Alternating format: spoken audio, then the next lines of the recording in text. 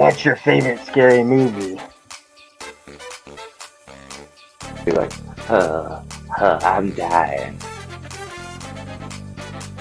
If some guy came up to me and said, "Hey, they guys," I'm like, "It's over and done. We're married now." Someone in the movie, so I'm like, kiss. But Oh God, what a sea of humanity. Hello. Welcome in to 52/1994, your live movie conversation podcast where we dive deep into the movies of the year 1994. I'm your host, Cody, and I'm thrilled to be joined this week by my fantastic co-host, Joseph. Welcome in, Joseph. Hello. Hello. For those tuning in for the first time, we're so glad that you're here each week, 52 weeks to be exact. We explore a different film from 1994, whether it's a classic hit, quirky gem, terrible movie. We'll dive into this year's important releases. We discuss them in detail and then chat with the guests about, anything that their little heart desires. Maybe it's a bad movie that they saw, or maybe it's something they want to get off their chest. Who knows? We could turn this into a therapy session real quick. But before we get into that, let's talk about today's movie, which is Mary Shelley's Frankenstein. Joseph, big fan of Frankenstein? Of all Frankensteins? Of all Frankensteins? I mean, yeah. I like Frankenstein. It's a good story. Good tragic story. Have you read this? Once upon a time, I don't really remember. It may have been one of those that I was like supposed to read and didn't actually read it all. Yeah. I mean, I know the general idea. Yeah. What's your favorite Frankenstein? Like true Frankenstein or just like similar to Frankenstein? That's a good question. Way to return my question with a question. Jerk. I have an answer for both. Okay, let's do both then. Okay, I would say like closer to like True Frankenstein. I really like Poor Things, which maybe not everybody likes, and I'm counting that because it's very Frankenstein-esque, even though it's not a faithful adaptation and about a lot more than that. But non-Frankenstein, kind of Frankenstein, I would say Frankenweenie. Frankenweenie. We've got another Frankenweenie in the chat. I've never actually seen Frankenweenie. Oh, see it, man. See it. So I should add that to my list. You love Tim Burton. I like Tim Burton, yeah. But it's early. Wait, are we talking his first one or the remake Frankenweenie? Oh, I don't know that was a thing. Which one are you talking about? Was it a real dog? No, not the real one. The animated one. Yeah. I didn't know there was like a real one. Yeah, I think there was like a short or something that he came out with in Once Upon a Time called Frankenweenie. And then I'm interested. Yeah, it's a 1984 movie. It's 30 minutes long. Oh. Just add a short film to your list. 1984 Frankenweenie. I've never seen it. I'm interested though. I knew you were going to say Poor Things. You did. Yeah, I would say mine's Young Frankenstein. Close third. I do love Young Frankenstein. I think we just went through like half of my pairings right here. Let's see. You did one of mine. One of my pairings. So with Poor Things. Young Frankenstein is probably my favorite telling of the Frankenstein story. It has everything in it. It's got the basic story in it. Make the monster. You get your Igor, and you get the Bride of Frankenstein, all within the same story. It's great. Is that what's playing behind you? No, I'm playing It. Stephen King's It behind me. The original, not the newest one. I don't have that. That's not on VHS. So, I think Young Frankenstein's. I just watched the original James Whale 30s Frankenstein last year of the original Universal monsters, And Frankenhooker is definitely up there. I love Frankenhooker. I think people should go watch that movie. It's pretty great and silly. So definitely watch Frankenhooker if you haven't. Now I've got to think if there's anything else that I'm missing Frankenstein wise that I've never Yeah, seen. there's a lot out there. Have you ever seen this movie before? Never have. First time, yeah. First Same, time. same for me. I think I'd seen clips of it when I was, 7 or however old I was, 7, I think, when this movie came out. I think my sister, my oldest sister, was in high school and she was covering Frankenstein in high school and she watched this version of the movie. Instead of reading the book. No, yeah, I probably didn't read the book, but that's a good thing because this one's actually like the most faithful adaptation of Frankenstein. So Yeah. faithful, yeah. There's some, Yeah. they take some liberties, but all right. Let's talk about this a little bit further, break it down a little bit, and then we can get into our discussion a little bit more and see if we really did like this movie or not.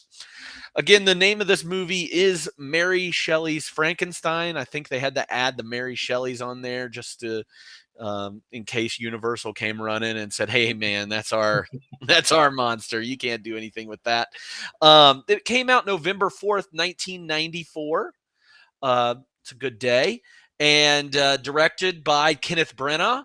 And it was written by Steph Lady and Frank Darabont. Frank Darabont, probably most famous. We've already seen him once this year with Shawshank Redemption. He directed Shawshank Redemption. He does a lot of like Stephen King stuff. Did Walking Dead first season. A couple other things out there that Frank Darabont does. But yeah, he came in as like the rewriter on this. And of course, it's based on Mary Shelley's novel from 1818, I think is when she wrote that at 18 years old, I believe, which is Dang. insane. And the story behind that, I think they had like a writing contest and they were like, who can write the scariest story? And it was like Mary Shelley's brother and Mary Shelley's husband, I think, at the time. Again, she's 18. And Mary Shelley was just like, here it is. I win. You all suck. And it's a great story. I love Frankenstein. I love everything that goes with it. This movie has a cast of Robert De Niro as the creation, Kenneth Branagh as Victor Frankenstein, Tom Hulce as Henry Clerval, Helena Bonham Carter as Elizabeth Frankenstein, Ian Holm as Baron Frankenstein, John Cleese is in here as Professor Waldman, and Aidan Quinn as Captain Robert Walton. The synopsis for this movie from Google that I pulled reading for the first time. As Victor Frankenstein is dying, he shares a tale of gruesome terror with the sea captain. Victor, using previous experiments by a brilliant scientist, was able to bring a creature assembled from body parts back to life. Once he realized how destructive his experiments had become, he abandoned the creature and tried to live a normal life with his fiancée. The lonely creature seeks out Victor and demands one of two things: a bride or revenge. Not too bad. Not a bad synopsis. This movie had a budget of $45 million and a box office return of $112 million. So it did okay. Not the worst that we've seen here. Critics were a little iffy on this, though. Rotten Tomatoes has this movie at a 42%, IMDb at 6.3 out of 10, and a Letterboxd rating at 2.9. So kind of, all over the place. Roger Ebert gave it 2.5 stars out of 4. He said, I admired the scenes with De Niro so much, I'm tempted to give Mary Shelley's Frankenstein a favorable verdict, but it's a near miss. The creature is on target, but the rest of the film is so frantic, so manic, it doesn't pause to be sure its effects are registered. And then Robert Fairs of the Austin Chronicle liked this movie. He said their lines echo modern concerns, from the boundaries of medicine to epidemics, even to students on athletic scholarships. I don't know what he's writing about here. The mayhem that overtakes so many versions of Frankenstein doesn't here. Through all the passion and horror runs a strong philosophical chord, questioning our ability to challenge nature, to remake it simply because we can. This film is ever reminding us that there are costs to crossing frontiers, human lives that must be considered. It is the story of, as Shelley subtitled her book, The Modern Prometheus, Gave it 3.5 stars out of 5. So it wasn't perfect for him, but still better. He favored it. And a little bit of a legacy to this movie. It was nominated for 1 Academy Award, and that was for Best Makeup. It did not win. And there was a video game adaptation of this movie. I believe it was on the Sega CD, the SNES, maybe the Genesis too.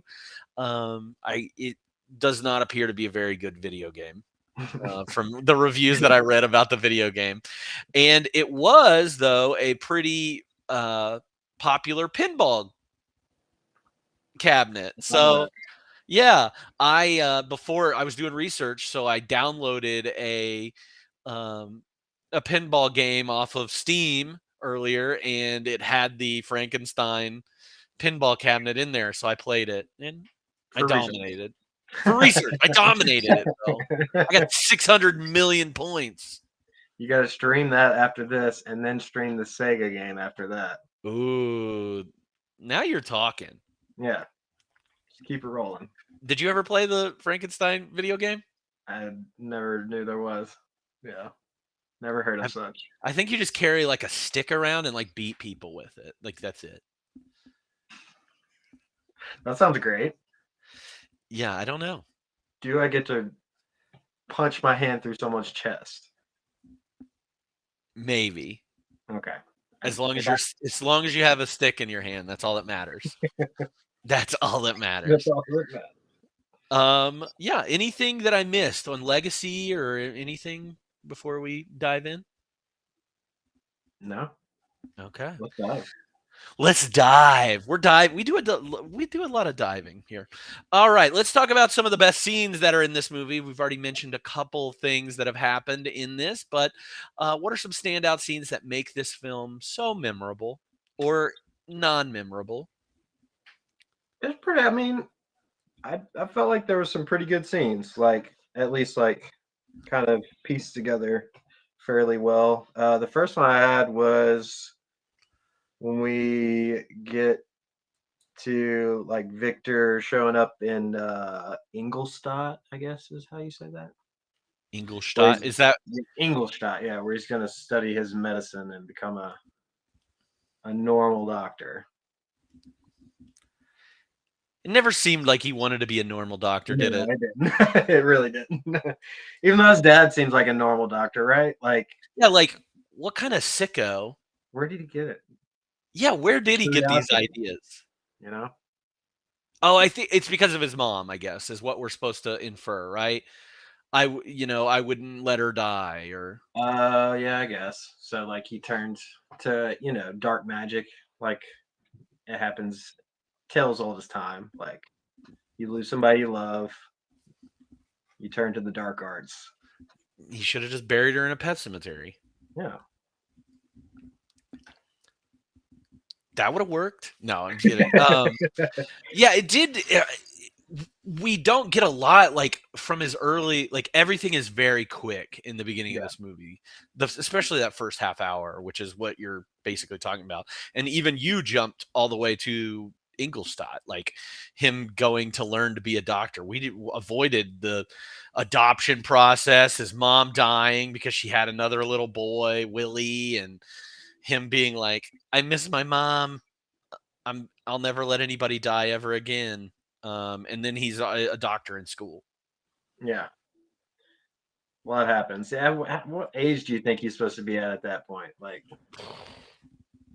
20? 20s, I guess. Okay. Yeah. Okay. That's kind of what I was thinking. But they just shaved his beard and they're like, "You're 20 now." Yeah. It was hard to tell. Like we jumped from like 7, 8-year-old maybe to like teen, young adult ? Couldn't tell. Yeah. Like, and then he was off to school. So a lot of backstory there. And we meet his best friend, who I thought would be a little bit more involved in this. And he's not. It kind of disappoints. Like, there's some stuff that's definitely missing from this movie. I wonder what the 4-hour cut of it looks like. Yeah. Just to see if there's things that line up better. But yeah, he meets his friend Henry, who seems like a normal person that just wants to get laid. Like, don't we all? In it for the fame, he doesn't care about people. He doesn't want to save lives. He just wants the status. He just wants the status, and he And the can't land. pass anatomy. I know that part of it. Yeah, which is always weird. Like the like classic comedy thing where like a doctor who's squeamish is like, "What are you doing? Like, why did you land here?" That's a PCP in training, man. Yeah, He's like, I'm hands off. I don't do the gross stuff. So you go ahead. you go ahead with this. Yeah. You go. Yeah. Anything else from these opening scenes that really stood out? We do see like a little like moment where he like harnesses electricity, like out in the field. Oh yeah. Which is kind Little of Benjamin weird. Franklin there. Yeah, but he doesn't end up using like lightning, does he? Like he uses No. beams. So I don't know. That was seemed kind of weird and pointless. But There's a lot of that in this movie, in my opinion. Like there's a lot of scenes like that where it's like, oh, that'll come back. Nope. Never comes back. That never comes back. Or interaction, like stuff with Elizabeth doesn't come back. And the kid that like bullies him in the street when he's meeting Henry, that like shoves yes, past him. that's You thought he was gonna be like a foil of some sort. Never seen it. which that guy is Hugh Bonneville, probably most notably from Downton Abbey. If you've ever watched Downton Abbey, he's like the main dude in Downton Abbey. Okay. So It's that's like his first big thing. yeah, first on Just screen shoving role. past him. Why don't you Watch watch where where I'm I'm walking. And that's it. What a badass, though. So you guys, 10 years. And you meet the doctor played by John Cleese, one of the professors, John Cleese, who I thought it was John Cleese, and I don't know how familiar you are with John Cleese, whether it's like Monty Python stuff or some of his other comedy roles, but I had to like look it up to make sure it was John Cleese because he did look different. Yeah. At first I thought it was just the mustache, which he is famously known to always have, but then like you said, when I went to look it up, they had like a whole like prosthetic thing on his chin and like teeth and stuff. So I thought it was Billy Bones from Muppet Treasure Island. You didn't. You wish it was though. I did though. I honestly thought it was Billy Connolly. I thought it was Billy Bones. And I was like, oh, this adventure is about to get going. He's got a treasure map on him. Wild. But yeah, no, I did not realize that was John Cleese, except when he spoke. And it was a weird, odd role for John Cleese to me. It wasn't a comedy role. Yeah. Not that he's very funny anymore. He's weirdo now. But yeah, it was weird. And then I thought that other professor would be more prominent too. And like discovering that he's doing all this stuff and him having to like cover it up and all this. It was Go ahead.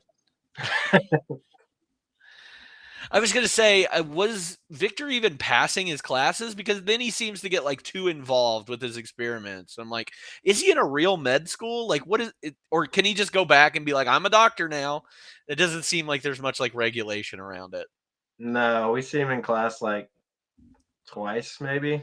And then he's just doing side projects with Professor Waldman with like the monkey arm in the office and was that a monkey? Was that a monkey arm? I thought it was. Yeah. It looked like okay. Yeah, some sort of primate. It looked wild though. Yeah. They said something about that. Like, oh, it's way stronger than a human or something. I can't remember how exactly. Anyways. Yeah. It was kind of interesting seeing like the Chinese or Asian philosophy like being incorporated, like their view on medicine. Mm-hmm. It's interesting. I don't remember that in the books. If there's anything about that in the books, I don't feel like there was a lot of like scientific stuff in the books that kind of explains how they brought the monster to life, or the creature. They don't say, or creation. They don't say monster at all in this. That's one of the fun Weird. facts. Yeah. Don't call him a monster. He's not a monster. I mean, kind of. Yeah. But then we get like a vaccination scene in Yeah, this, that was my next and one. Vaccine so day. yeah, go ahead with the vaccine day. Yeah. That's kind of when things get like moving. Cause we have like a anti-vaxxer, shanking Professor Waldman and killing him, dies on the table. Which is kind of funny because Robert De Niro is a real life anti-vaxxer. Oh, is he? That's Yeah. interesting. That's why he was cast? I think so. He was like, I'm really passionate about this. And I want to make sure that my anti-vax stance is known to the world. So Yeah. I didn't realize it was Robert De Niro at first, like, because you don't get really like a good look at this guy, and he's talking weird too, like, so I didn't realize that was going to be like the guy that turned into the creature. They kind of tried to hide his face a little bit. Yeah, like he had that long, like, stringy hair. Yeah, he had some like boils on his face. Yeah, so it was like I didn't really understand like the point of the anti-vaxxer except to kill the guy for a while, and then I was like, oh, okay, now I see where this is going. So that's our America. That's what we live in. Basically, just get your vaccine. Just get some vaccines. Just get the stick, or what do they just call them? The poke. The poke. Poke and a Coke. Come on now. Yeah, so he kills the main doctor guy, and then that guy gets put to death. Robert De Niro gets put to death, hanged, dead. And then what's his face is like, well, I don't have this doctor anymore to tell me, hey, you shouldn't go down this path. So he kind of needed the John Cleese's character to die in order for him to. He was in the room, like he was probably just like letting it happen, Yeah. Maybe he hired the guy. Ooh. Plot twist. Plot twist? Would have made a more interesting movie. So now we get like Frankenstein, or Victor like putting the pieces together. Literally putting the piece, and he gets the brain of the doctor that just died. He's a smart man. We want to put a smart brain in there. He didn't get a deranged brain like in Young Frankenstein. Is it like a murderer's brain or something, or like something crazy? And he gets a little some of the Robert De Niro face needs to be repaired, so he gets some extra parts for that too. And he hooks him up.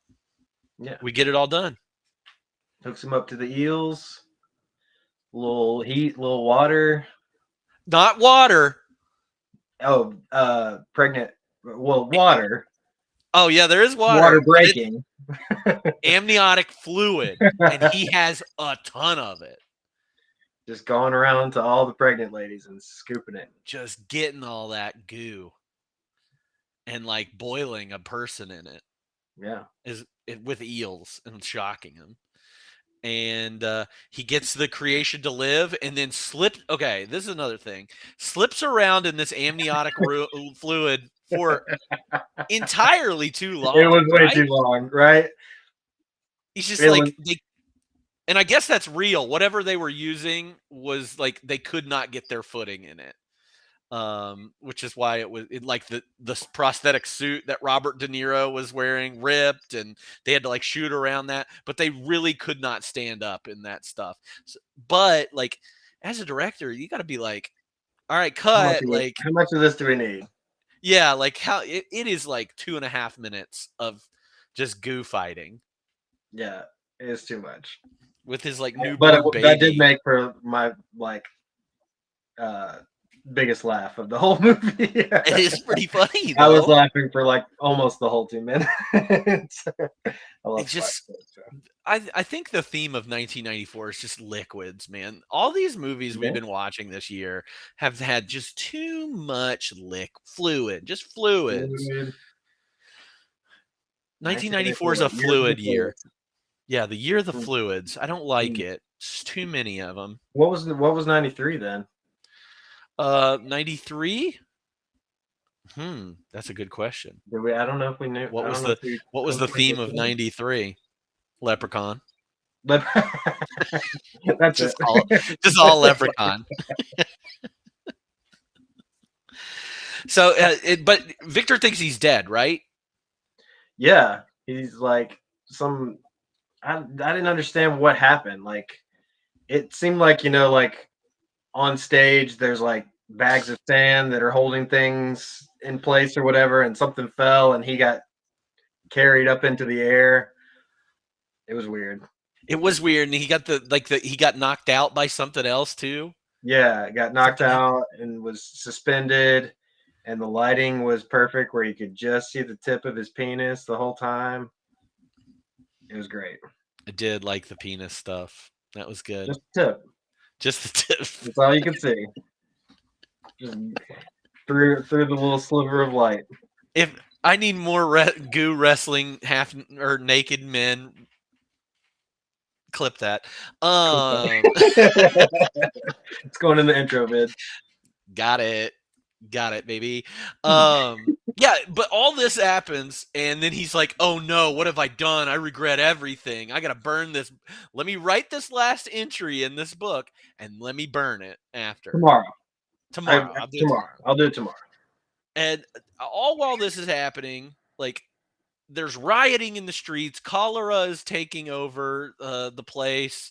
They got to get out of town. Elizabeth shows up. She's like, "What are you doing, man? You haven't talked to me in so long. I've been faking writing letters from you," which is weird. Super weird. And his friend is like, "Hey, we got to get out of here." But Frankenstein's like, "No, I guess maybe I now gotta that." finish this. Yeah, that all happened, and then he failed this experiment supposedly, and then had a bunch of regret. But then the guy escapes, and yeah, that whole scene was my first one. That it's a lot like him even doing the "It's alive, it's alive." I love that.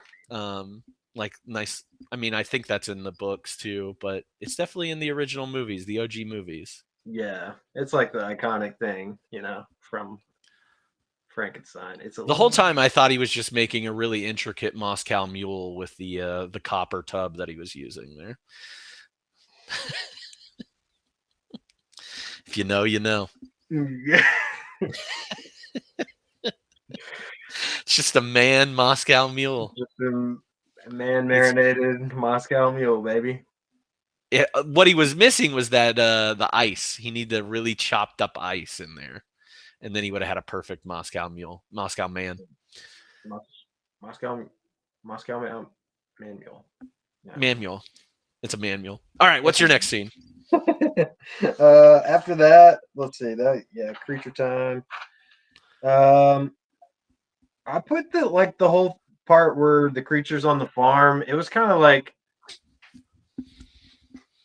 I didn't love all of that, but I do understand the importance of it to show that he's like capable of emotion and thought and empathy and protectiveness. I thought it was interesting, and I'm glad they made some mention of it, that he wasn't learning how to read. He wasn't learning how to speak. He was remembering how to calling. Yeah. Yes. And I don't know why, but that little line did a lot for me because I kind of hated at first him learning how to and being like, learning I know how to. Yeah, learning to speak and read in a couple of days. You were like, okay. Yeah, but that little line saved it for me. He's like, Yeah. I just remember because of all these things that I used to be. So I did like that part. Yeah, The Spirit of the Woods was good. I thought it was going to turn into a Christmas movie. It almost did. And that's Scrooge it was right there. That was my theory, though. This is my conspiracy theory for this movie. This is actually the origin story of Santa Claus. Or Krampus. or Krampus, but the creature gives them gifts, and then Spirit of the Woods, whatever, and then he makes his way to the North Pole at some point. Yeah. Mm-hmm. Yeah. Chat, if you didn't watch it, you don't know, but if you did watch it, you know. This is Santa Claus. This is a Santa Claus. Created Santa Claus. So this is the prequel to the Santa Claus, which we'll be watching later this year. Now that's a double feature I'd watch. Dude, I've added it to my list of pairings. Oh yeah? Makes so much sense. That's my theory anyway. Just take it for what it's worth. This is the original Christmas Story. This is you. What were they made? Was it potatoes? I couldn't tell. It was like some sort of root, something. Turnips? Turnips. It didn't look like anything that I've ever eaten before. I don't know what they grow. Where are they? Switzerland? Switzerland, I think. I don't know what they grow out there. No. It looked weird. I meant to look it up and try to figure out what it was, but I forgot to do that. But he ended up pulling them all up all of for them. the family. That was nice of him. That was really kind. Yeah. He just wants some friends. Yeah. That's the first word he says, friend. Friend. Family. Father. Yeah. And then there's the blind man. With the flute or whatever. The recorder or whatever it is. Yeah. It just made me think of a recorder. The whole time he's playing it, I was like, I know where this guy got these skills. It was They're nice. great. You know, like it turned into a little like kind of plot point for later on. Like whenever he's around, he's like playing the flute. So I like that. Yeah, that was cool. But yeah, he gets chased off. Even though he does a good dude thing because he beats the shit out of the landlord. Did he kill him? I don't know. There's no body. Like they're not like worried about it. They said they had to leave. Like they fled immediately. Maybe there was a body. Maybe, I don't know. Surely he did kill him, right? Right. And they burned the shack to the ground. Burned it to the ground. See, this Frankenstein monster is not afraid of fire. He's cool with it. Yeah, I didn't even think about that. He started that fire. He's around the fire a lot with no issues. Mm-hmm. Yeah, he's good. Yeah, this is like the ultimate creature. Smart. Wily. Good looking. He's got a piercing blue eye. Oh, yeah. And yeah, so he reads in his book that Frankenstein is from Geneva. And so he's like, I'm going to go to Geneva and I'm going to talk to Frankenstein and get my revenge. Yeah. Yeah, hoofs it wherever he's from. To Geneva. Yeah, where, do we know, are we still in Switzerland in both of so Ingolstadt is in Germany. So okay. Ingolstadt to Geneva is, let's see here, 6 hours and 45 minutes. And that's drive time, folks. So we're talking a couple days hiking through the. Yeah, let's see the 120. That's 126 hours walking, is what it says. Holy. Yeah. Man don't have no shoes. So yeah, he's kind of like that accentuates like his power level to me, you know? Mm-hmm. He's just out there in the elements for 128 hours, you said? And it's winter time, yeah. Harsh winter too, not just like. Well, he is going a little bit south. Geneva's south of there. So maybe the weather's a little bit different. Who knows? But he's out in the North Pole area too, or wherever they. Yeah, that's wild. They do a lot of traveling in this movie and don't really explain it. Just teleport. That's okay. I mean, you don't need things to get excited. Like that's something that, like, I've complained about. Like, okay, we get too much exposition or we get too much detail, and I'm like, I don't need that hand holding. Just like in this, I don't need it. You could give me you can give me an Indiana Jones like map thing where you're just flying and bouncing through the different cities. Yeah, that's all I need. I just need I kind that. of I like just need having to. it though, like him walking like however many days that is out in the Yeah, elements, like makes him more of a badass. You know? he is kind of a badass. Yeah, I don't hate him. you hate him. I hate him. You're right. I can tell. Yeah, that's 5. That's 5 days. A little over 5 days. 5 days straight. Yeah, Doesn't have that's any food. straight. Doesn't have, I mean, maybe he found some like animals to eat. Yeah, he did like eat stuff. We see him eating. Like little So pig swap. so he does need some like sustenance to get Yeah, going. but maybe not much. Who knows? Yeah, Uh, I feel like that knowing that the journey of that trek makes him like way more about like badass to me, like yeah. superpowers level. He gets back, or he does get to Geneva, and Victor is returned, and he's like, "Oh, let's get." I think he's just like, everything's fine. Yeah, My everything's fine. surely Getting my married, creature's not gonna. It's gonna die, right? Because it's gonna get cholera. He's gonna die. No big deal. out of Let's sight, come out of mind, maybe. exactly. And then Yeah, so he's just living his best life at home with his best friend, with his girl, which we'll talk about. sister wife. His sister wife. Um, he's also, this is not explored too much, but Justine, the girl that ends up getting killed for or getting hanged for murder, was in love with Victor the whole time. Did you get that? No, Oh yeah, she had a major Jones for Victor, I and do that's why. remember her saying something like, "If he was mine, I would go get him" or something. Yeah. But that was only. So apparently she was in, like, that was part of the story, that she was in love with Victor. Mm.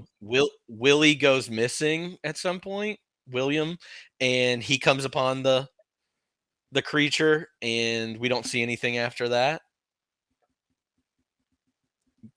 But then we see that he like frames Justine, the creature frames Justine for murder, and then she gets hanged like immediately. And she just like got tired when she was out searching and like was napping in the barn. Is that how that went down? Yeah, she's just like, I'm tired. I'm tired. Let me I'm take a nap. tired. But the reason she wanted to bring William home for Victor specifically, like, that's why she was out there. Um and that she was like trying harder than everybody else because she wanted to impress. Because she She loves him. Yeah, because she loves him. But Mm. that, like, honestly, that should have been explored a lot more. Yeah, I we think. didn't get like any of that. Again, it's got to be in that director's cut that I'll never watch. Is there one? No, I don't Oh, think so. oh, okay.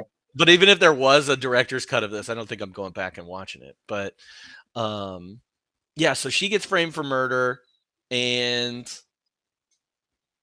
that's the The next scene that I longest have. hanging I've ever seen. The They longest throw her. hanging. Yeah, she Oh, drops from like so far. That's what 50 you mean. feet before she snaps. And also, like, that would have just like Ripped her head off. decapitated her, right? Yeah, Okay.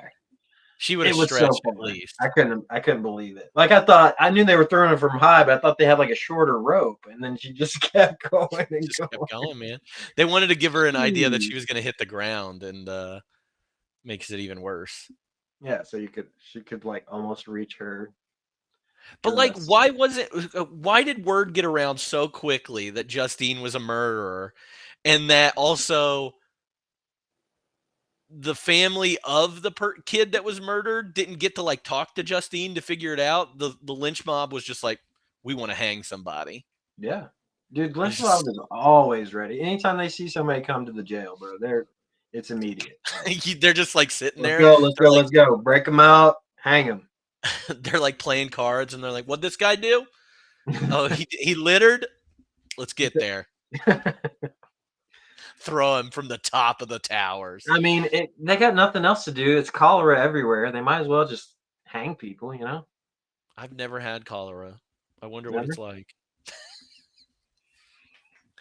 That's everybody's assignment. Go get cholera and report back. Gosh. It'll be all right. It'll be be, all right. yeah. What's your what? Sorry, I kind of trampled over you there a little bit. No, no trample. What's your next scene? That's it, man. I mean, you were talking about it.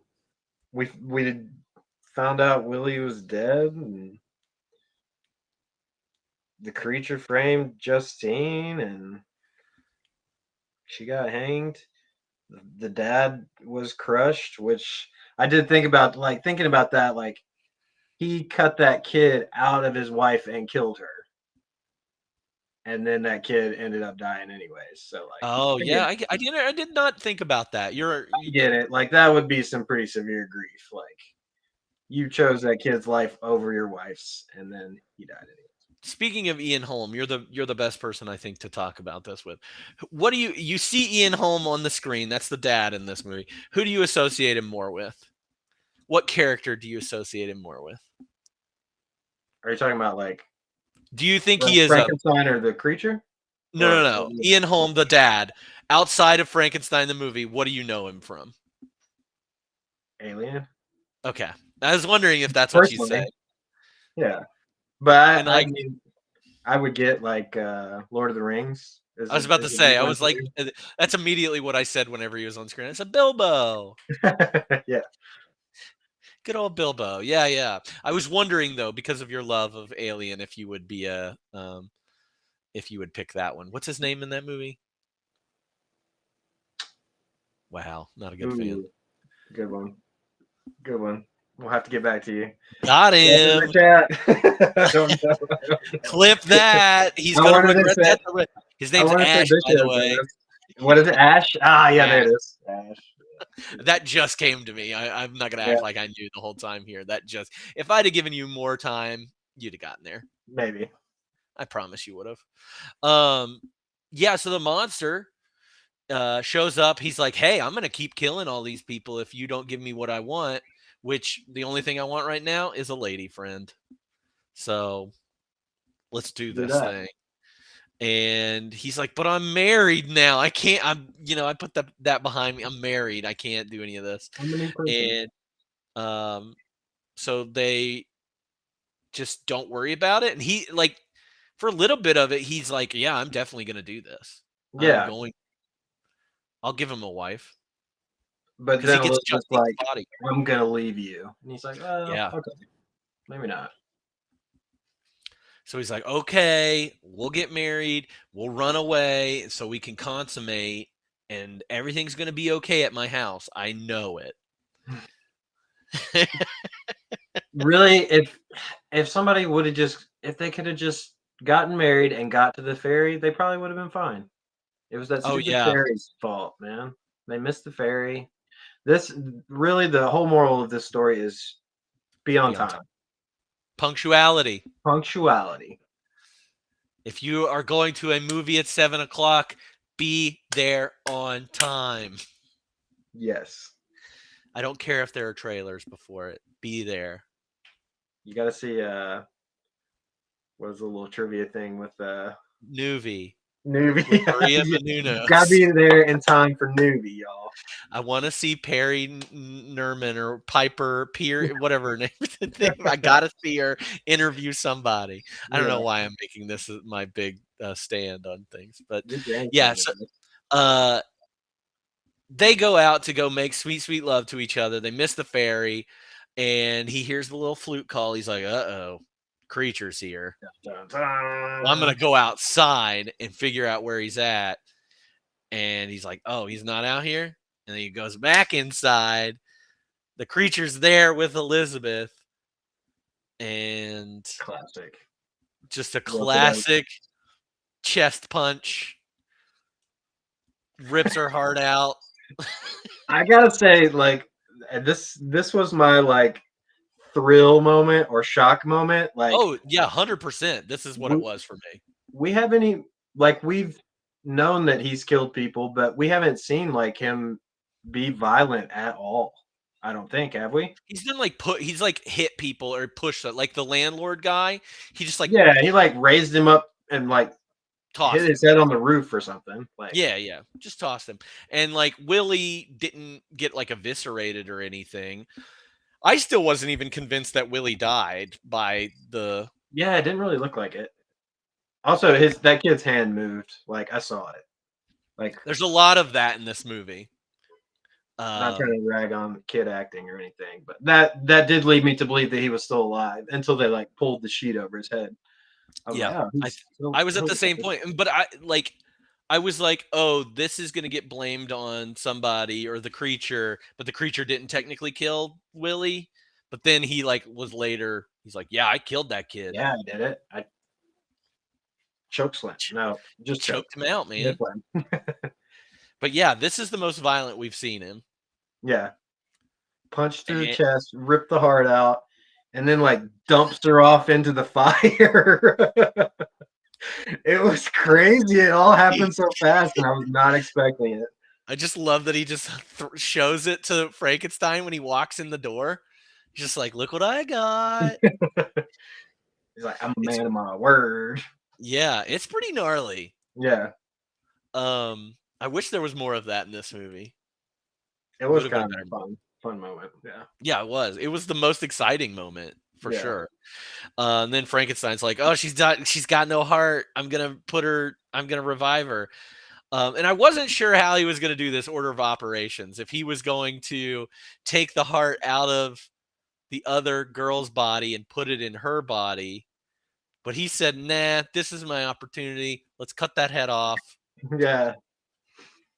What happened to her face in the process? She's got like stitches and stuff all over her face. When he tossed her off the bed, she like bonks onto the table and sets her. Okay. I saw that. I remember the fire and like her hair being on fire. I didn't remember like the face trauma too, but geez, she just goes big bong. They needed to just put some stitches on her face. That was comical. I mean, it's a lifeless corpse. I mean, there's no control over that. Just but yeah, he reanimates Elizabeth using the Justine's body, which there's probably something there, you know? Let's dig into the details. He was feeling her body a little bit more, you think? Yeah. What's up with that, right? She also had like a hand. She had like he had to stitch her hand on. If you Oh yeah, did one of the hands get ripped off? No, yeah, I'm this sorry. would have been on Justine's body though. I'm sorry. I am totally thinking about Terrifier. When one of the girls gets like her hand ripped off. My bad. No big deal. Yeah, went somewhere else there. But he reanimates Elizabeth, and then like the monster's like, "Hey, thanks, man." And then Elizabeth realizes that she's a monster, and she sets herself on fire. And then immediately the entire house catches on fire. It's the most flammable house I've ever seen in my life. Crazy. Just lined with gasoline on the sides. Just entire whole Kind of hallway. That was crazy. I liked the effect though, but I was just like, why is everything catching on fire? Why is everything on fire? Also, I mean, I guess with the like old timey lamps, like, would that work? Where if she just like, is she just immediately a Human Torch? I mean, just covered in oil. I don't know. It happens. Yeah. Again, it just happened so fast. Everything is so fast in this and then movie. everything's on fire, and she's jumping to her death. Her second death, which was cool. Yeah. And then it ends I don't know if you have any of the boat stuff down. Nah, I mean, it's really just the framing device for the story. That's the only reason that the North Pole stuff is in here. Is just, hey, they find Victor just wandering, and he's sick, and he's like, "Oh, why are you so sick?" Well, let me tell you. You got a couple hours. Let me tell you my story. And then he tells him the story and dies. Yeah, immediately. And then the monster's like, "Hey, man, I'm really sad about this. That was the only guy that knew my life, and that's my dad." And then he burns himself Yeah, alive with his dad. double fiery death. Double fiery death. There's a lot of fire. Yeah, Somebody, let's see what Alyssa says here. Although it was interesting when Elizabeth is being pulled between Victor and the creature says "You're beautiful," and Victor says "Say my name," which I think kind of shows the monster's humanity and Victor's narcissism sickness for knowledge.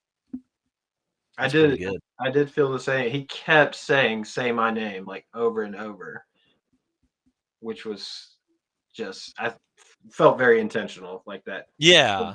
versus like what the creature was saying.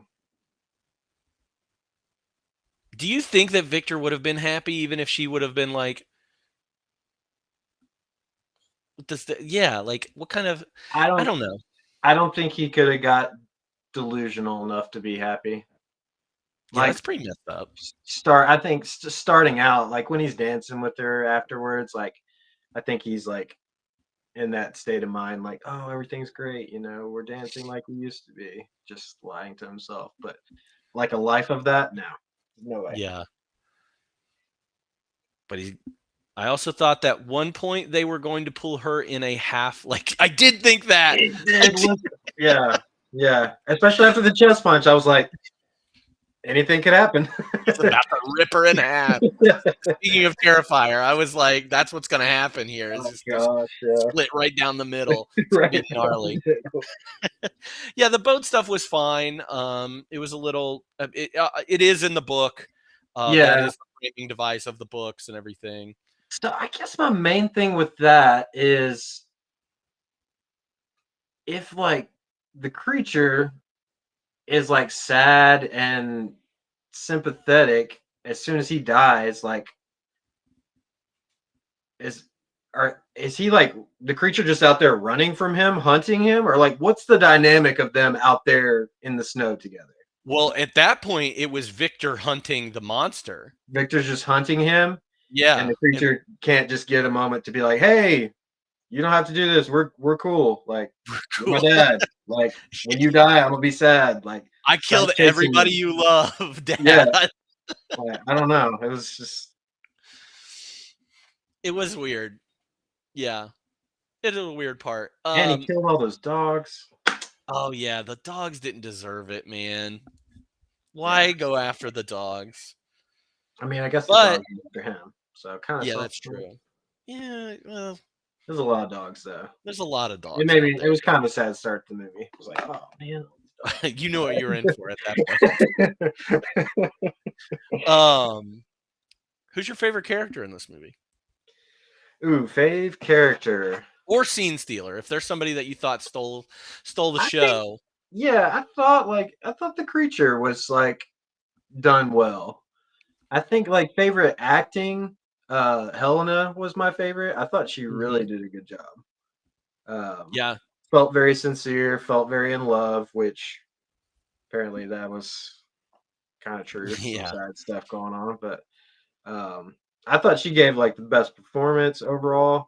With De Niro, De Niro was good though. He was surprisingly, I thought he was pretty good. Yeah, I said the creation was the best part. There are times though that I did not like the creation. Like I did not like the early parts of the creation guy or the monster. Like farm?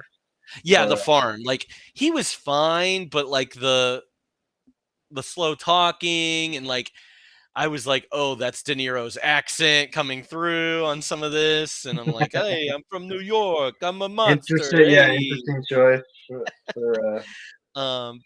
But I do think once you get past that, he has some really good moments. Like we didn't even talk about one of the scene. Like we didn't talk about the scene, but it's before like Elizabeth gets killed and all this stuff, and he meets with the monster, I think after William's dead and Justine's dead, in like the ice cave scene. Oh yeah, he like calls him out like, "Come eat." Yeah, that's my favorite scene in the whole movie, besides the heart punch. Besides Because that was just awesome.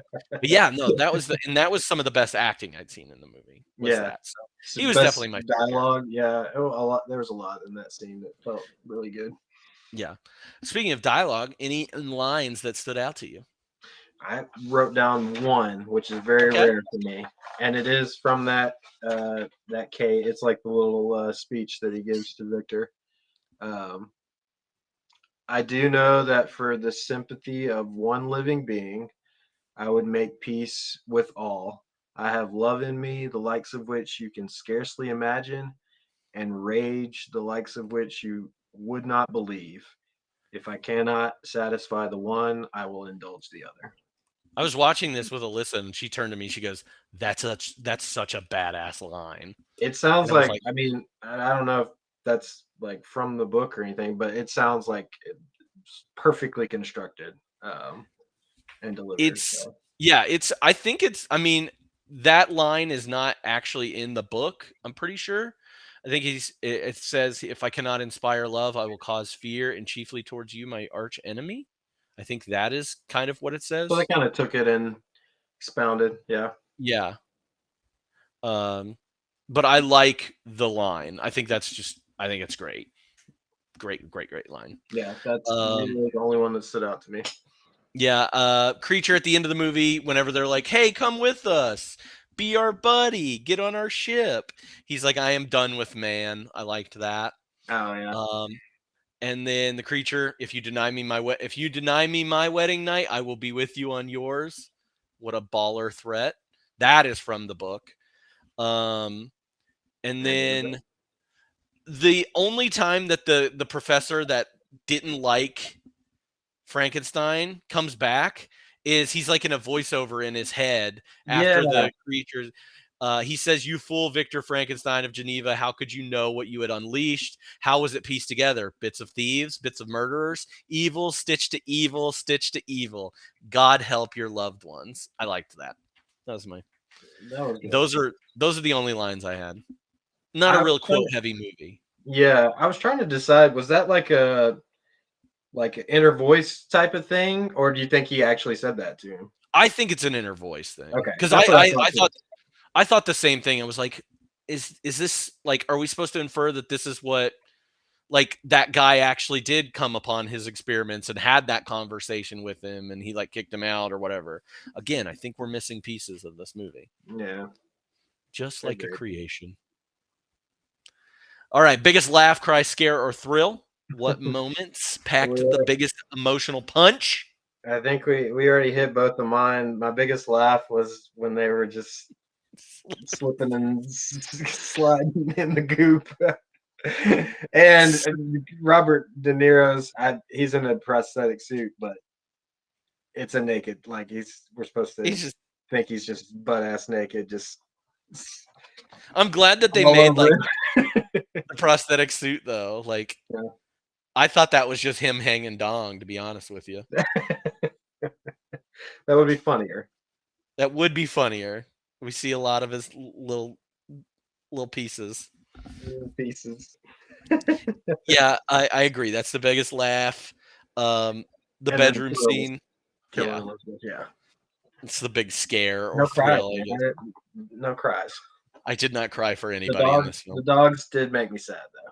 I will say. Yeah, that not a great way to start this movie. Yeah, killing that. All right. What is your biggest what the fuck ridiculous moment? I have a few. I got a few too. I think I've already alluded to most of them. Yeah, when he's like strung up and you can see the tip of his penis. That was. They went back to it several times too. Oh, and yeah. the lighting did not change. The Phoenix run through the house and everything catching on fire was pretty big. What the fuck? Mm-hmm. The other one I don't think we did mention at all. When he goes to meet the creature out in the ice or whatever, and he like first finds him. First of all, we get one of those like slow motion jumps, like we saw a lot of Wolf, which And was Wolf, yeah. was funny. But then he throws him off the cliff, and it cuts to him just like in like an ice slide into a cave. I was like, talk about missing pieces. Like, how did we get from It him was flying gnarly. off back to the wind to like in a slide? Just yeah, it was crazy. I couldn't believe that Uh, was the cut. I also forgot to mention the one time that he just shouts, Frankenstein! Just at the top of a hill. Just Yeah, starts. I will have revenge. Frankenstein. Yeah. You were talking about Willie being, thinking that Willie was alive. And when he is carrying Elizabeth like up the stairs, her hand died. I was like, what are we watching here? I didn't write it down, but I do remember it just looked like she was like waving like Yeah. funny at everybody. And then in the very next scene, you see her with like her arm around the top of his shoulder. I was like, you should have just done that the whole time. Don't try and be a lifeless body with your weird hand going everywhere. Great. What else? What else? I mean, I've got. I think that's all mine. What else you got? The weird incest in this movie, even though it's not incest, but they want you to know that this is like we're brother and sister, and we're about to do it. We're proud of it. I mean, so many times they just kept being like, sister, not sister anymore. You're my wife. Yeah. Like he says to her, are you my sister? And she goes, sister, friend, lover. And he goes, wife? And she says, yes. Weird. And then another time she's like, you're soaking, brother and sister no more. And he goes, now husband and wife. Again, like, why? So much brother sister stuff. Yeah. We get it. Like, you don't have to keep bringing it up. And like, I know they're not blood related. They made sure to establish that very early in the movie. I would have been fine if they would have just been hooking up. And that's cool. But you don't have to keep saying that you're sisters. Yeah. You don't have to keep saying that. Anything else? What the fuck? I mean, those are the big ones. We kind of nailed it. I actually screwed up on this this next one. Maybe you have something. Best music moment or score recognition. Okay, so a lot of the score felt too much to me. Like over the top, didn't quite fit. Almost like it was there was this dynamic where it kind of seemed like it was supposed to be like a play or something or a musical, but yeah, they weren't like songs. But a lot of the score felt like that, like just punch you in the face. There was one moment I really liked though, when he brings Elizabeth back to life and they're dancing. It's like normal music at first, and then they add like some like kind of like dissonant strings in there with it as they continue dancing. You know, those like horror strings. And I was like, ooh, that was good. Yeah, the guy who did this, his name is Patrick Doyle. He did the score for this movie. He does a lot of like these period piece kind of things, or like Shakespeare movies. He did like Henry V with Kenneth Branagh, Much Ado About Nothing. So actually, they worked together quite a bit. They worked a lot together. Dead Again, a couple others, Sense and Sensibility, like all those kind of period piece things. So I don't know if that has anything to do with it. Yeah. Not my favorite though. You're right. A lot of it was too much, just like too loud. I thought, and maybe that's fitting with this movie, because I thought that some of the acting, to be honest with you, was a little over dramatic for me, for my taste. It was a little too much. I don't know. Yeah, I thought Kenneth was pretty guilty of that. A lot of overacting, which again, it kind of felt like it lent more to like on stage, Yeah. versus like behind a camera. But it wasn't so bad that I was like, okay. Yeah, it didn't take me out of it completely.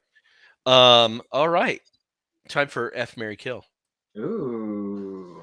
We're bringing it back, folks. Yeah. Yeah, we're doing it. I think I know. Again, I think this is going to be such an easy one, but I might surprise you. you might, and you might be surprised by the who I choose. So I'm super into this week, creatures, so no. Okay. what'd you say? What? What'd you say? Go You're ahead. into the creature. I All right, your choices are the creature, knew it. I knew you had to throw that one in there. Victor Frankenstein, Okay. and Elizabeth Oh. as a creature. As a creature? Ooh. Elizabeth creature or Elizabeth creature. Elizabeth creature. Okay. Okay. So normal creature, Elizabeth creature, And and Victor. Victor. Okay. Ooh. Okay. Victor. Man.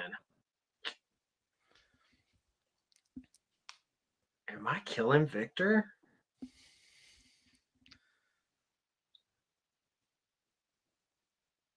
I think I might marry normal creature. Okay. I think I can't marry Elizabeth creature because she was like, I mean, she's alive less than 10 minutes and is setting herself on fire. Like that, there's no longevity there. She looks like So Aunt. she would have to be the F. Yeah, And killing Victor. I think that's the correct answer. Kill Elizabeth. Whoa, F creature. Marry Victor solely because he's rich, then kill him. Kill him. Wow. Wow, good thing I don't have any money. Man, I don't think I can. I don't think I can marry Victor. Yeah, I think I'm with you on yours. I think I would definitely kill Victor. Marrying the creature. He seems, I seems like I think I could put down a life with the regular creature. Yeah, I could have intelligent conversation with that guy. I mean, just think He about says him. he Yeah, says he's got a love that you couldn't even imagine. and he Now doesn't he even might have a love interest when he's saying that, does he? Mm-mm. That we know of. He's just No. a general love. He's looking for somewhere to put it. He'll rip your heart out. I'd hate to get in a fight with him though if we were What did you do with married. the heart? Just put it on the ground, I think. Okay. Just dropped it. Just like he dropped her on that table next to the bed. Should have thrown it at him. Anyways, sorry. Hmm. Yeah, I think that has to be it. I agree. Yeah, I had to be the Elizabeth. Elizabeth looked like Angelica's doll from Rugrats. Wow. Is that where Angelica's doll came from? I think Angelica's doll was around first. Cynthia. That's her name. Cynthia, the Cynthia doll. Yeah. She looks just like Cynthia. And Cynthia's first? Do we have copyright infringement here? I think so. Dang. Yeah, I think Rugrats came out in like 92 or something, 91. So nobody fact check me on that. Fact check it. All right. Who I think you already gave your answer, but who do you think gave the best performance acting? Yeah, I said Helena. Helena. I'm going with Robert. I'm going with Bobby. For a second. Yeah. He was good. Definitely going with Bobby on this one. All right, but let's say we recast this and we put different actors in here. For 94, you can recast it. You can also do 2024 recasting. Who would you cast in the roles? I got a couple for each. Okay, me too. I didn't do the full crew for each year, but for 94, I've got a Henry, and a Victor. Um, for Henry, I said Mackenzie Crook, who Okay. is British Office Gareth Uh-huh. and Pirates of the Caribbean, uh, part of the comedy duo of pirates or whatever. I thought he would maybe add a little A little extra fun. fun to it. And then for Victor, I said Michael Sheen, Ooh, okay. who I kind of like it. seems a little more like. Apparently, one of the big complaints about the movie is actual Doctor. Excuse me, actual Doctor Frankenstein was a lot more like isolated and kooky. Mm-hmm. So I tried to pick somebody who maybe is not as shirt off, running around, Oh uh, yeah. handsome guy. Kenneth Branagh was like, I'm showing my abs in this movie. I Yeah, worked it really hard on this. is. He looked good. Don't get me wrong. I Just would playing show him around off the too. workshop, no big deal. Like, Yeah, yeah. Just uh, looking freaking cock diesel up there. yeah. And then that's all I had for 94. For 2024, I had for Victor Daniel Day Lewis, Okay. and then for Elizabeth Carey Mulligan. Interesting. I love Carrie. I almost put Carrie Mulligan down as my Elizabeth because I do like her a lot. 'Cause She's you're great. yeah. For mine, I put Gary Oldman for the 94 for Victor. Ooh, I thought he could I play like it. He that a could do it. lot. Yeah. Ron Perlman as the creature. Is Ron He's Perlman Hellboy. in Hellboy? Okay, making sure I Yeah, have the he's right Hellboy. person. Okay. And then I said Kate Winslet for Elizabeth. She was actually up for that role, Yeah, and lost out. So I thought that was pretty good. I like that. And then for 2024, I said our good buddy Dev Patel for Frankenstein for Victor. Ooh, Yeah. I like that. And for the creature, I thought let's just keep it going. Let's put David Harbour as the creature in that. Another Hellboy actor. Yeah. Okay. Little hopper for everybody. And then I don't know if you know who this is, but Kaya Scodelario. Um, she played Effie in Skins. She's in the movie Crawl, that horror movie Crawl about the Hmm. alligator. Oh, okay. I didn't see Yeah, that, but I know who you're talking about. yeah. Uh, I thought she'd be a good one. Yeah. Because I was trying not, I was like, I don't want to pick Carrie Mulligan right now, but I Carrie just Mulligan would have definitely put her down. yeah, Carrie Mulligan's just so like I feel like she's got like a earnest romanticism about her. So like Hmm. anytime I'm seeing like somebody who's just like head over heels, I'm like, yeah, she fits. Yeah, I like that. All right, any fun facts? Let's move on to the Did You Know section. Did you know? Let's see. I got a couple. Um, I've got Syrian one home. that I think is insane, Oh, but we'll get to it. did we save that for last, or should we leave It's that? not that insane, but Oh, okay. I'm so interested now. go ahead with yours. None of mine are super fun, I guess you say. I guess that's as you would say, but Syrian home was both Dr. Victor and the creature in the 1968 Frankenstein. Thought it was cool that he Interesting. was in this as well. Not sure how that dynamic worked. I guess he just played both roles, like a Jekyll I've and Hyde. seen I've seen that, like, I know they've done that in plays before. I know Benedict Cumberbatch has done that before where he plays both roles. Okay, But I don't know if it's like a one-man show or something. yeah, I thought that was cool when I saw that. I had a bunch, well, not a bunch, but all the drama about like Kenneth and Emma Thompson, his wife at the time. I didn't know that this was This was when it it. happened. Yeah, same. Apparently, the first role that she was not, or like the first one of his movies that she was not in, and that immediately led to an affair and the crumbling of their marriage. They were divorced in 1995. I mean, not to take any credit away from the men in these situations because they're bad dudes, but like Helena did the same thing with Tim Burton too. Yeah, She hooks up with Tim Burton She's while got a he's with history. somebody else. Yeah, she got a history. Yeah. But Tim Burton, along with Kenneth Branagh and Tim Burton, they're both have done this many times. Tim Burton has done this 4 times now. So, Yeah, who knows? it's a mess. But I did see that she said allegedly that she used this whole situation to help fuel her performance in Love Actually, where she That's awesome. finds that her husband is cheating on her. Yeah. Fuck Kenneth Branagh. Fuck Gilderoy Lockhart. Yeah. You go with a couple. Robert De Niro studied stroke victims to get a idea of their speech as it's like when he's struggling to emerge and like get going through all that early stages. That's what his speech is mimicking is stroke victims. Interesting. But that's also the part that I didn't love the most. So Francis Ford Coppola did Dracula, I think, a couple years before. So it Yep. was, Bram Stoker's Dracula. And so he produced this movie and he was like, hey, cut the first half hour of this movie and it's good. And Kenneth Branagh was like, nah, I'm not going to. I like it. And so Coppola's like, all right, I'm out. This movie sucks.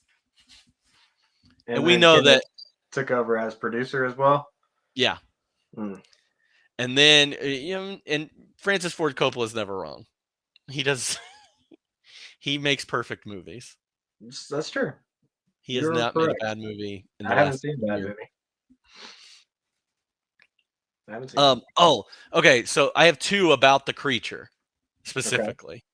At one point, Tim Burton was being courted to direct, and they wanted Arnold Schwarzenegger as the creature. I was kind of thinking it would be. It It would would have been make cool more to have like sense. a huge creature, like a. And since he's he's Austrian. Austrian, He's yeah. he speaks German. He's in Germany at the time. Like it would make sense. But on top of that, here's the one that I thought I could not go away from this stream without saying.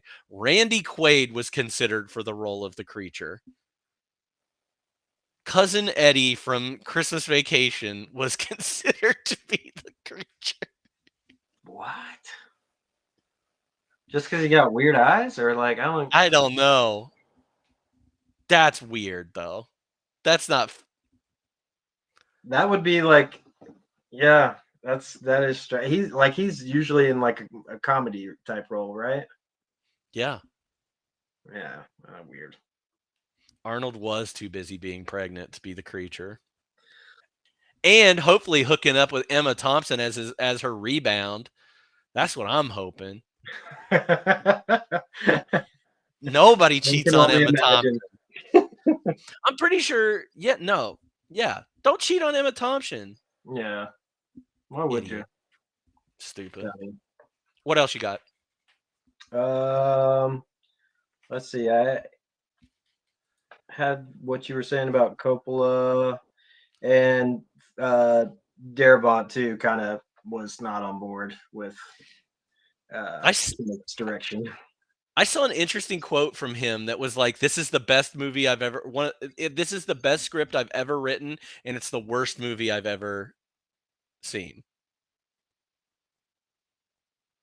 Paradox.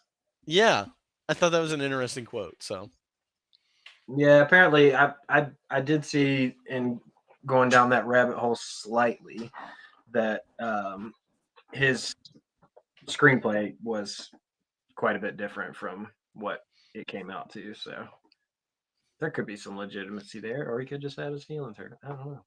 Who knows? Any other fun facts? You kind of already mentioned it, but Kenneth banned using the word monster from the set, which I thought was interesting. I also didn't fact check this, but apparently in the credits, the creature is referred to as the sharp featured man, Yeah. Did you see that in the credits? Yeah, yeah. I wanted to go back and look. Okay, so that's legitimate. That's weird. The sharp. That is weird.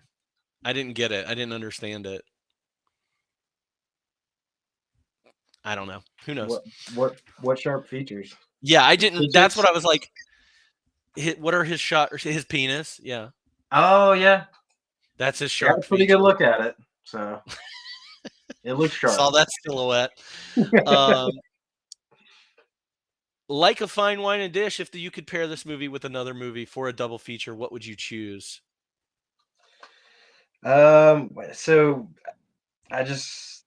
we've already talked about my Frankenstein or Frankensteinish ones. Poor Things, Frankenweenie, and Young Frankenstein were my kind of three in that vein.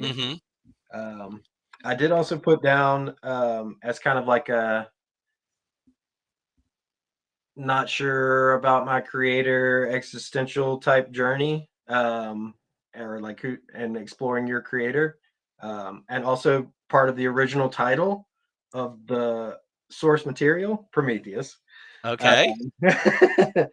And then I had one just kind of jokey one that I thought was funny, but for a similar Robert De Niro drowning at the end, Cape Fear. Oh man, he's so good in that. I love him in Cape On his Fear. little raft. Yeah. It felt so similar. Oh Just needs man. some fire. Yeah, just some fire. It'd be Yeah. great. I had Poor Things listed as mine. I also paired this with Bram Stoker's Dracula from Coppola. Nice. I think Dracula is actually a way better movie, and it's way more fun movie than this movie is. But I mean, if you were like lining them up or watching them, I think you pair Dracula with Frankenstein and The Mummy, and you could have a good Mummy old Returns? time going. Not The Mummy Returns, but the one that takes place in China, that one. Mm, Mm-hmm. that's Yeah, cool. that's a good one. And then hold on a second. As a creature who is misunderstood, that is not truly the evil one, not really the villain of the movie or the story. Alyssa actually gave me this idea, but it fits really well. Barbarian. Ah. Misunderstood Wow. misunderstandings. It's been a couple years, Misunderstood. so if you haven't seen it yet, screw you. Sorry. Yeah. So, and then I picked Poor Things. That was my third one. Nice. But Makes me want to watch Barbarian. you should. We should. Let's watch it. Let's do it right now. All right. I think I'm going to skip over the big question today. I know I asked you prepare it. Did you prepare anything for the big question? I mean, short answer, I just said I would make some sort of like super athlete and be their agent and make a bunch of Yeah. money from them. Yeah.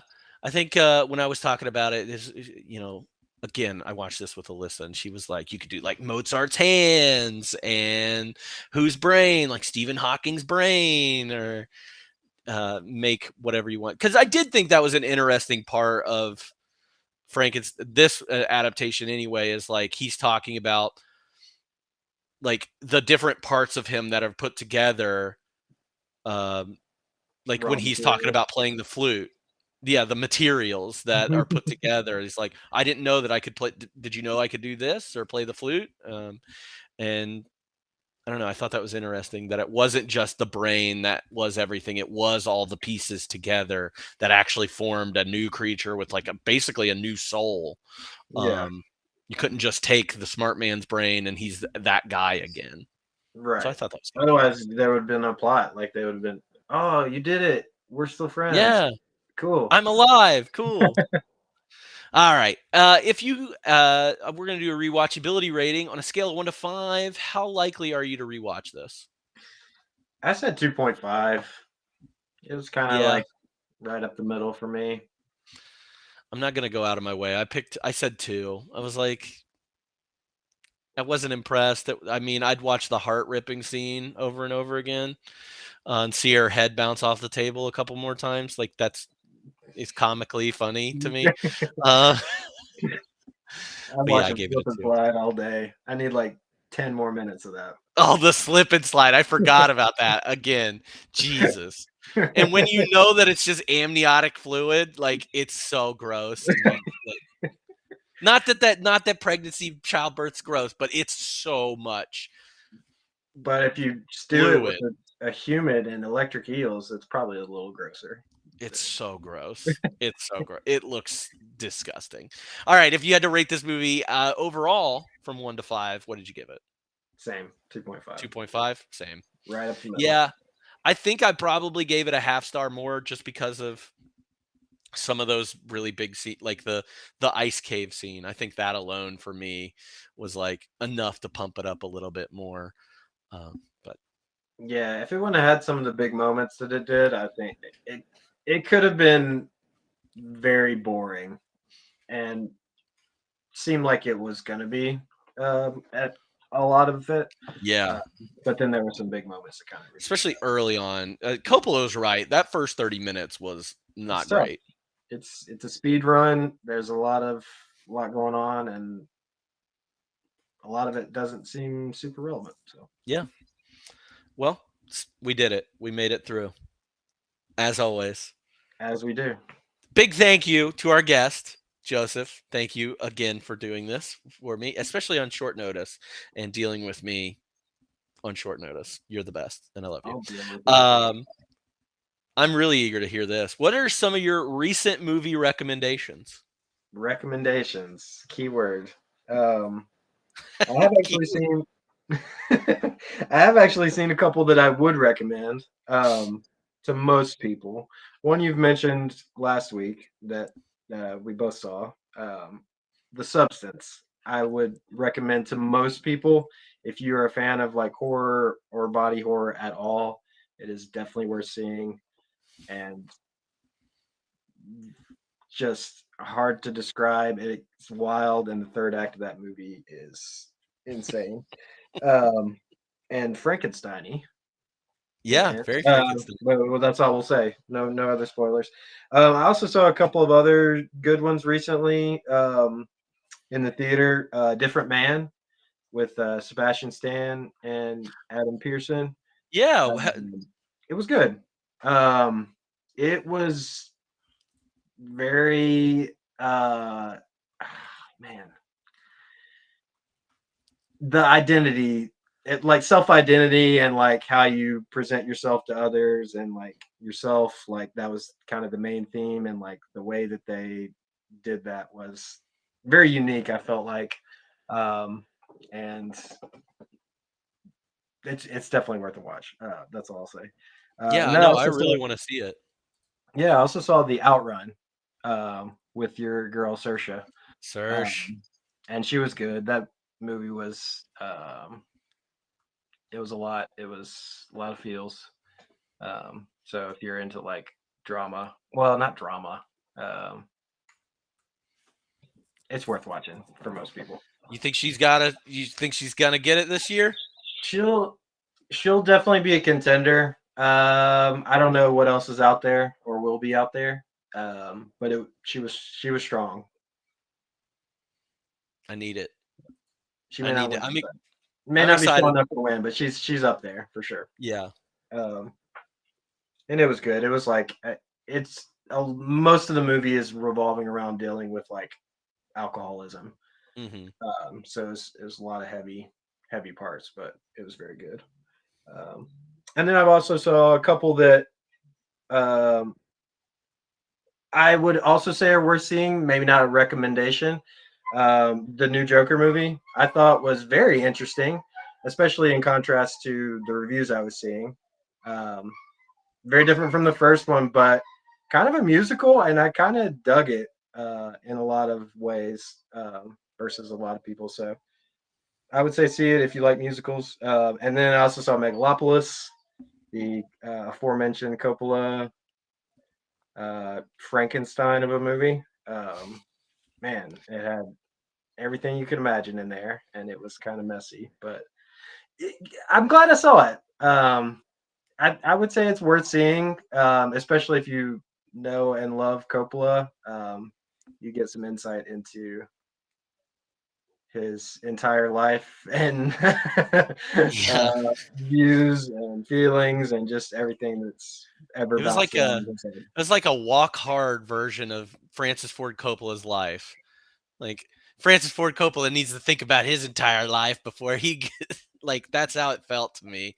It was Yeah, like let's do the weirdest shit possible and put some political yeah, stuff in here. just everything. It was wild. Yeah. But I'm glad I saw it.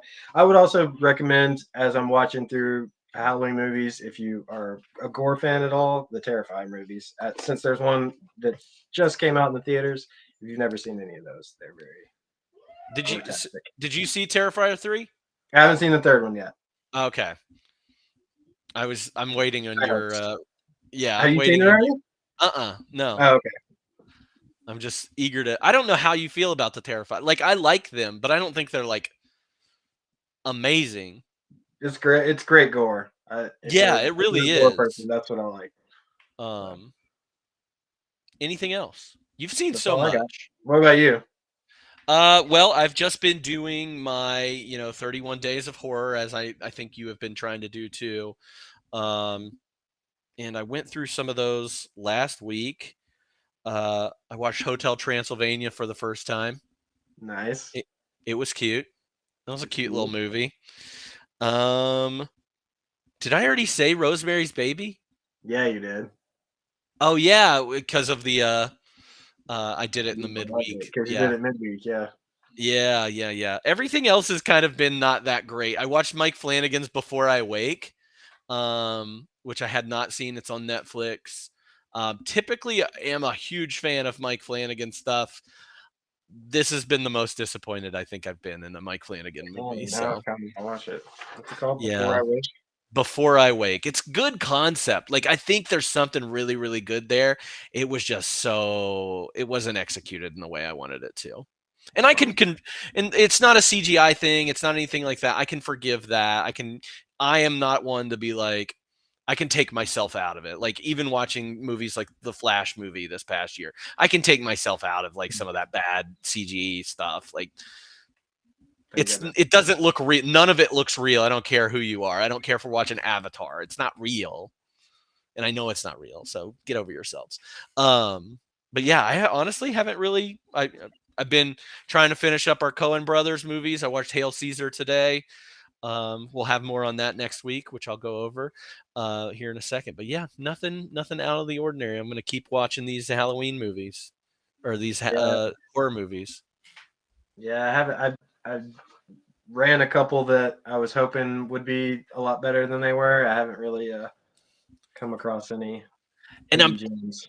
and I'm not trying. And I'm trying. Me personally, I'm trying to watch things I haven't seen before. So I'm trying to go out of my way to watch horror movies that, that I haven't experienced. Not that I won't watch them. I might watch it later, just because I Count like it. it. It's been playing the whole time. I know, right? So that's it. But speaking of, we usually do extra credit streams on the month. This coming Wednesday at 7 p.m. on the Wednesday, 7 Eastern, we're going to be ranking Coen Brothers films. I've been rewatching them all. Some people are going to be doing from memory. I'll be posting the link to that in the Discord, and we're going to run a little ranking like we did last time with the Tarantino films. We're probably going to hurt some people's feelings because that's typically how it goes. And we'll try and make the best ranking that we can from it. So join us if you're interested in playing along. Hopefully you are somebody that's been around a while. You can get to that link in the Discord on Wednesday. On top of that, we've got another extra credit month going this month called Game Over Man, and it is talking about the movies Double Dragon and Street Fighter. We'll talk about those at the end of the month, usually the last Wednesday of the month as well. So we'll keep you informed about what that's going to be. And of course, you can get all that information by joining our Discord server. You are always welcome to follow on Instagram. I believe it's 52/ on Instagram, or check out my account on Letterboxd. It's CD Waits. Next week, we're going to be covering Interview with the Vampire, and it is streaming on Tubi or Max. So if you don't have Max, you can stream it for free on Tubi, which is my favorite. Love it. But Thank you, everybody, for joining us. Thank you for your subscriptions. Thank you for anything that you do for this stream. It's greatly appreciated. I seriously love every single one of you for doing that. Thank you for participating. Thank you, Frankie Jr., for doing that this week. And